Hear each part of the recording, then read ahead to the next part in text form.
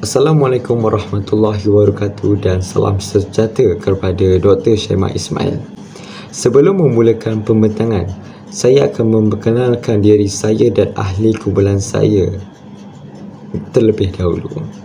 Saya Nik Aki Husaini bin Hamzah dan bersama 3 ahli kumpulan yang lain iaitu Muhammad Hakimi bin Muhammad Ghazali, Hamir Imran bin Hamzah dan Muhammad Haziq Izzuddin bin Muhammad Huzaimi. Kami dari kumpulan 7 dan pada hari ini kami akan membentangkan tajuk tentang peranan Melaka dan selatnya dalam pembentukan etika dan peradaban Melayu dan Islam. Saya akan meneruskan bahagian pengenalan. Sejarah Melaka bermula dengan pengasasan Kesultanan Melaka oleh para Meswara iaitu seorang bangsawan Sriwijaya dari Palembang berketurunan Majapahit pada tahun antara 1400 Masihi hingga 1403 Masihi. Menurut Tom Pires bahawa negeri Melaka dibuka kira-kira 100 tahun sebelum Melaka ditawan oleh Portugis. Melaka pada awalnya hanya sebuah perkampungan nelayan, namun telah berkembang pesat menjadi sebuah pusat perdagangan entrepot dan berjaya menarik ramai pedagang asing untuk berdagang di Melaka. Melaka juga merupakan sebuah kerajaan yang telah menjadi pengasas kepada wujudnya kerajaan-kerajaan Melayu yang lain seperti Kelantan, Terengganu, Johor dan sebagainya. Etika adalah cabang falsafah yang dihaskan untuk masalah moral.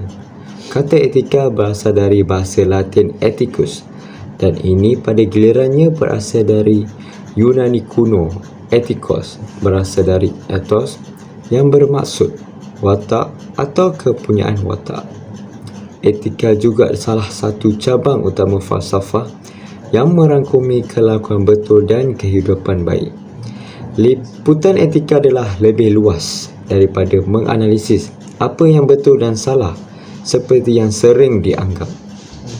Antara aspek utama etika ialah kehidupan baik, iaitu kehidupan yang bernilai atau memuaskan yang dianggap lebih penting daripada tingkah laku moral oleh banyak ahli falsafah.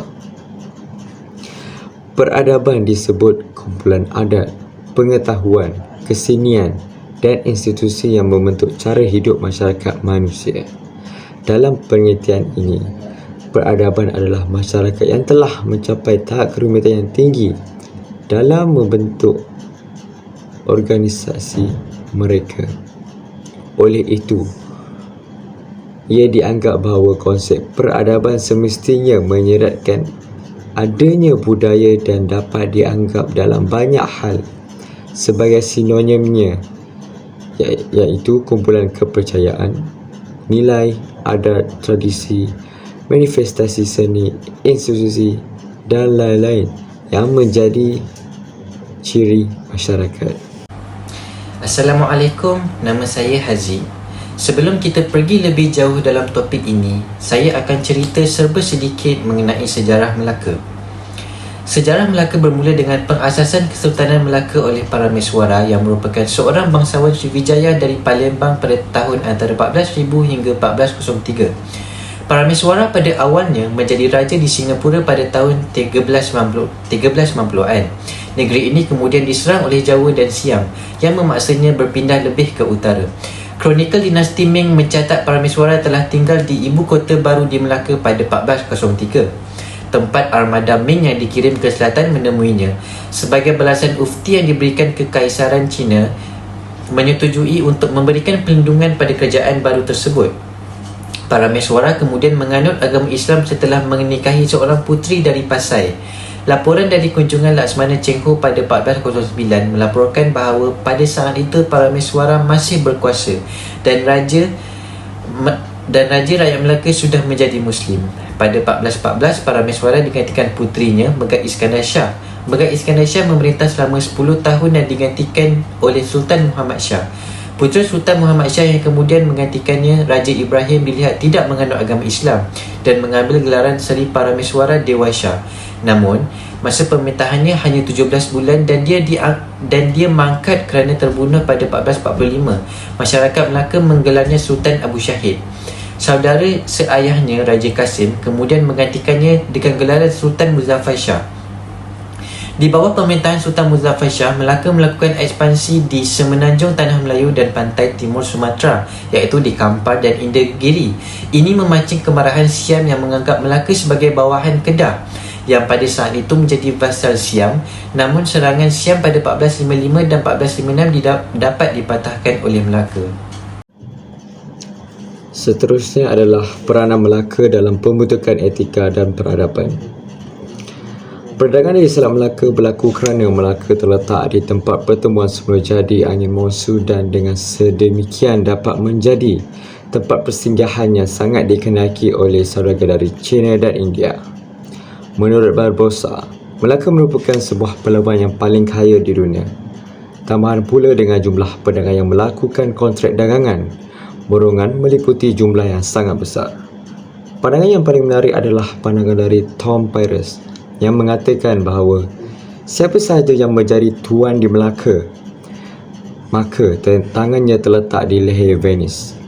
Menurutnya lagi, tidak kurang dari 50 bangsa dan suku kaum yang berkunjung dan berdagang di Melaka. Di samping itu, di pelabuhan Melaka juga dikatakan terdapat sebanyak 84 bahasa dipertuturkan dan setiap satu daripadanya adalah berbeza. Selain itu, hubungan dengan kuasa luar juga memainkan peranan terbentuknya etika dan peradaban di Melaka. Antara kuasa-kuasa yang mempengaruhi Asia Tenggara pada abad ke-15 ialah negeri China. Kerajaan Ming yang diasaskan pada tahun 1368 telah muncul sebagai satu kerajaan yang kuat menjelang abad ke-15. Kerajaan China akan melindungi negeri-negeri di Asia Tenggara dari diganggu sebarangan oleh kuasa lain dengan meminta kemaharajaannya diiktiraf oleh negeri-negeri di Asia Tenggara dengan penghantaran persembahan-persembahan atau ufti yang berupa wang, alat perhiasan dan pengiriman tentera, senjata serta makanan ke negerinya. Peluang ini digunakan oleh para miswara dengan sebaiknya untuk mendapatkan kerjasama dan perlindungan dari China bagi menentang musuhnya, terutama Siam dan Majapahit. Pada tahun 1409, Laksamana Cheng Ho telah berkunjung ke Melaka dengan tujuan untuk menggerunkan Siam di samping memberi nasihat serta menolong para miswara merancang dan menyusun strategi pertahanan negeri Melaka. Saudagar Cina telah mula berdagang di negeri Melaka. Oleh itu, etika dan peradaban di Melaka dapat dibentuk melalui hubungan dengan kuasa luar seperti China yang membantu dalam aspek keselamatan dan ketenteraan menjadi keselamatan di Melaka lebih terjamin. Seterusnya, etika dan peradaban terbentuk apabila Melaka menjadi pusat penyebaran agama Islam yang merupakan agama yang syumul, iaitu yang merangkumi segenap aspek kehidupan manusia yang tidak hanya terhad kepada akidah, ibadah dan akhlak, tetapi merangkumi aspek muamalat. Perkembangan agama Islam semakin pesat selepas Melaka berkembang menjadi sebuah negeri yang kuat dan pusat perdagangan yang maju. Penyebaran Islam mencapai kemuncaknya apabila istana turut berperanan menyampaikan ajaran Islam di Melaka. Istana bukan sahaja berfungsi sebagai pusat intelektual dan politik, tetapi juga sebagai pusat kebudayaan. Oleh itu, dengan adanya agama Islam membuat etika dan peradaban di Melaka semakin terbentuk kerana syariat Islam merupakan panduan dan telah mengalami perkembangan yang maju sejak zaman awal kedatangan Islam. Terima kasih. Seterusnya, kita akan masuk ke bahagian sistem ekonomi. Pada abad ke-15, Melaka merupakan antara kawasan perdagangan yang berkembang menjadi sebuah kawasan terpenting. Melaka dikenali sebagai sebuah kerajaan yang hebat dan agung sebagai pusat perdagangan. Melaka juga digelar sebagai malakat yang diberi oleh golongan Arab, memberi maksud sebagai sebuah perhimpunan untuk segala pedagang-dagang di seluruh dunia. Hal ini kerana Melaka menjadi kawasan aktiviti perdagangan yang terdiri daripada pelbagai bangsa di serata dunia. Memang tidak dinafikan bahawa Melaka merupakan sebuah negara dan kota yang maju serta makmur, serta pelabuhannya yang sangat terkenal akan kedudukan Melaka dari segi geografik sememangnya strategik. Demikian kerana terletaknya perantaraan antara timur dan barat, menyambungkan golongan pendatang daripada Asia Barat, Eropah, Alam Melayu, Asia Timur seperti China, Jepun dan Korea, Burma dan Asia Selatan seperti India. Bahkan Melaka juga menjadi sebuah tempat kawasan rehat dan rekreasi untuk pedagang-pedagang tersebut. Penghasilan produk merupakan salah satu sumber ekonomi untuk negeri Melaka. Penghasilan produk mementingkan persinjahan halal supaya produk yang dicipta atau dihasilkan beretika serta halal. Untuk memastikan sebuah produk tersebut tidak mengandungi sebarang unsur yang tidak halal, so bahan mentah yang digunakan untuk menghasilkan bahan tersebut perlu dikaji, perlu dilakukan R&D serta mengelakkan kesilapan atau kecurian supaya produk yang dihasilkan beretika, suci serta halal. So aktiviti seperti riba, penipuan perlulah dielakkan semasa menghasilkan produk yang mematuhi syariah atau halal thayyibah. Oleh itu, bagi melengkapkan penghasilan produk yang beretika serta halal, mereka perlu memastikan serta perlu memiliki sebuah pensijilan halal secara betul dan memenuhi syariat Islam dalam penghasilan produk untuk meningkatkan ekonomi. Sekarang kita balik ke bahagian pemasaran produk. Pemasaran produk merupakan fungsi aktiviti jual beli dengan tujuan untuk mengetahui dan mengelepasi lokasi pasaran untuk sesuatu produk dan perkhidmatan yang kita sediakan. Seperti yang mana kita tahu, aktiviti pemasaran atau aktiviti perdagangan sering digunakan itu marketing mix atau dikenali sebagai 4Ps ataupun dikenali 4P, yang di mana kita mengenai sebagai produk. P yang pertama adalah produk, P yang kedua adalah price, P yang ketiga adalah place dan P yang keempat adalah promotion. Apabila kita mencapai 4 P ini tersebut, maka sesuatu produk yang kita hasilkan tersebut dapat dipasarkan dan mencapai pengguna untuk membeli produk kita tersebut. So dari situ berlakunya kita haruslah bijak dalam memasarkan sebuah produk yang kita ingin jualkan kepada pengguna. So dalam pemasaran produk tersebut haruslah mematuhi syariah supaya tidak berlakunya kejadian-kejadian seperti riba, monopoli, rasuah, manipulasi atau kontrak yang tidak disahkan. Ini adalah melanggar syariah. Seterusnya, dalam proses pemasaran tersebut berlakunya proses periklanan di mana para pedagang perlu menjaminkan faktor-faktor kebenaran dan ketulusan sesuatu periklanan. So tiada sebarang diskriminasi atau harga yang melambung atau melibatkan penipuan atau pemasaran. Dari segi persaingan dengan produk lain, pedagang Islam disarankan untuk mengiklankan produk dengan memaparkan perkembangan kualiti produk daripada menggunakan taktik yang kotor seperti bercakap kotor terhadap pesaing ataupun mereka menipu tentang produk mereka. So dari situ kita dapat memasarkan produk dengan baik dan mematuhi syariah. Seterusnya, pengaruh Islam dalam sistem pemerintahan. Seperti yang tuan-tuan dan puan-puan tengok, pemerintahan Kesultanan Melayu Islam di Melaka ini amat kuat kerana apabila Sultan Muzaffar Shah menjadikan Islam sebagai agama rasmi di Melaka, sekaligus meletakkan Islam sebagai dasar pemerintahan negara. Segala urusan ditadbir menurut peraturan syariah dengan hubungan negara-negara Islam, khususnya Khalifah di Kahirah diperkukuhkan. Sultan Muzaffar Shah kemudian memperkenalkan hukum Kanun Melaka dan Undang-Undang Laut Melaka bagi memastikan undang-undang syariah di mana jawatan tersebut disandang oleh kadi diwujudkan bagi mengendali urusan kehakiman di bawah bendahara. Elemen-elemen pentadbiran tradisional Melayu dikekalkan dalam pentadbiran Melaka, tetapi unsur-unsur Islam diterapkan di dalam sistem-sistem pentadbiran yang sedia ada supaya ia memberikan prinsip-prinsip Islam seperti persamaan, keadilan, syura dan sebagainya. So, ia membolehkan Islam ni berperanan besar terhadap kerajaan di Melaka. Pengaruh Islam ini lebih ketara dalam sistem pemerintahan di Melaka adalah kerana berlakunya penglibatan ulama-ulama Islamiah di Nusantara. Semenjak makdum Syekh Abdul Aziz menjadi guru agama dan bersiap kepada para meswara, raja kecil besar, para ulama seperti Qadi Yusuf, Qadi Munawasyah, Maulana Abu Bakar dan Maulana Sadar Jahat telah berperanan sebagai penasihat sultan, kadi dan juga pegubal undang-undang yang berasaskan syariah dan undang-undang di Melaka.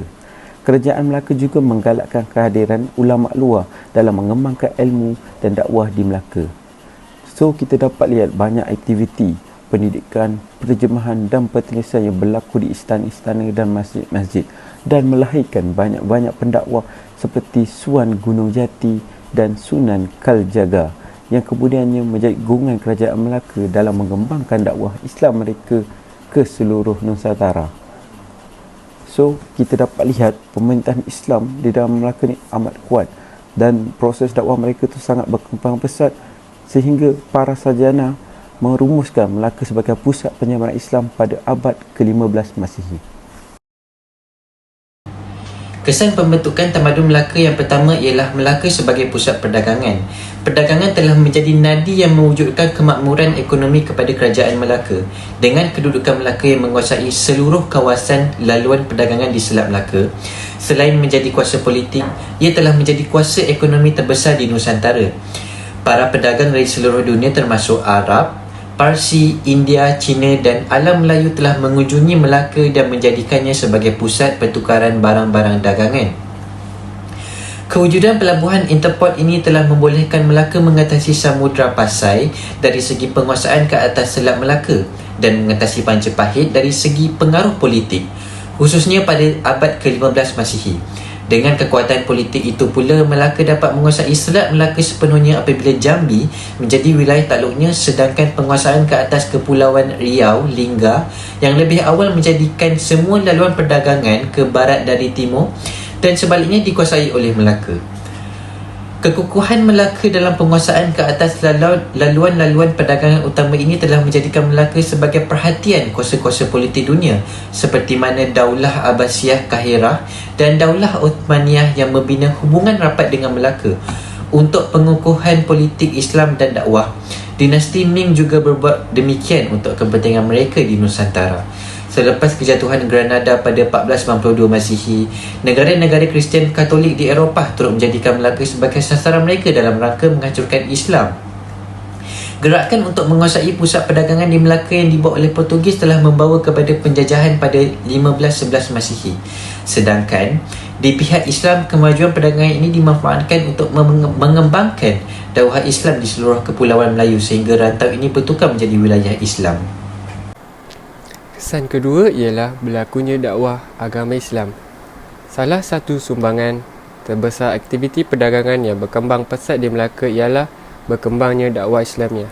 Sebagaimana peranan Perlak dan Samudra Pasai sebelumnya, mereka turut menjadi tumpuan para pedagang yang juga pendakwah dari setiap penjuru dunia. Para pedagang dari Arab, Afrika Utara, Parsi dan India, bahkan China juga telah menggunakan perdagangan sebagai medium dakwah. Pertama, melalui aktiviti perdagangan, mereka menggerakkan serentak kegiatan dakwah, termasuk membawa pendakwah-pendakwah ke Melaka dan negeri-negeri lain. Yang kedua, para pedagang sendiri menjadi pendakwah bilhal, di mana akhlak mereka semasa berdagang telah menarik orang Melayu kepada Islam. Dan yang ketiga, kegiatan ekonomi telah digunakan untuk membiayai dakwah, sehingga para pendakwah, ulama, pelajar agama dan institusi agama termasuk masjid dan pusat-pusat pengajian Islam dapat memberi tumpuan kepada kegiatan mereka dengan dibiayai oleh para pedagang. Kesan daripada peranan para pedagang ini telah wujud perkampungan Islam di Melaka, sehingga ada orang Islam dari Arab dan India diberikan kedudukan dalam kerajaan seperti Mahdum Syed Abdul Aziz dan Hijaz dan Tun Ali dari India. Orang-orang tempatan kemudian memeluk Islam dan belajar agama. Selepas Sultan Melaka memeluk Islam, kesan daripada kekaguman baginda melihat akhlak para pedagang Islam. Para pedagang di Melaka turut menyebarkan Islam kepada pedagang luar yang berada di Melaka, selain menghantar para pendakwah ke pulau-pulau Nusantara melalui aktiviti perdagangan. Kesan pembentukan tamadun Melaka yang ketiga ialah perkembangan agama Kristian oleh Portugis. Penyebaran agama Kristian adalah dimulakan dari Melaka oleh orang Portugis di seluruh tanah Melayu. Pada 24 Ogos tahun 1511, seramai 8 orang paderi telah tiba ke Melaka, iaitu terdiri daripada seorang pastor atau deacon, seorang paderi Dominican dan 6 orang paderi Franciscan. Malah juga diiringi oleh seramai 150 hingga 200 orang tentera Portugis dan pekerja-pekerja buruh, pedagang-pedagang serta kira-kira seramai 300 orang Portugis yang berkahwin dengan orang tempatan. Maka terdapat kira-kira seramai 500 orang yang telah beragama Kristian pada awal ketibaan orang Portugis ke Melaka. Pada tahun 1779, akibat penyebaran agama Kristian di Indo-China mengalami kesukaran, maka sebilangan besar para mubalik dari Paris atau MEP Fathers terpaksa meninggalkan Indo-China dan bergerak ke selatan, tiba ke negeri-negeri selat iaitu Pulau Pinang, Melaka dan Singapura untuk meneruskan penyebaran agama Kristian. Kedatangan mereka telah membuka pintu penyebaran agama Kristian di kawasan setempat yang belum pernah dimulakan. Kesimpulannya, Melaka telah banyak memberi kesan daripada pelbagai aspek seperti hubungan diplomatik, ekonomi, tempat penyebaran agama dan pembentukan ketamadun Melaka. Melaka juga menghadapi pelbagai cabaran dan rintangan dalam pembentukan peradaban. Oleh itu, terdapat beberapa iktibar dan pengajaran yang kita dapat perolehi seperti sentiasa bersyukur dengan keamanan yang kita perolehi dan kita haruslah menghargai jasa tokoh-tokoh yang telah berjuang dalam memerdekakan negara.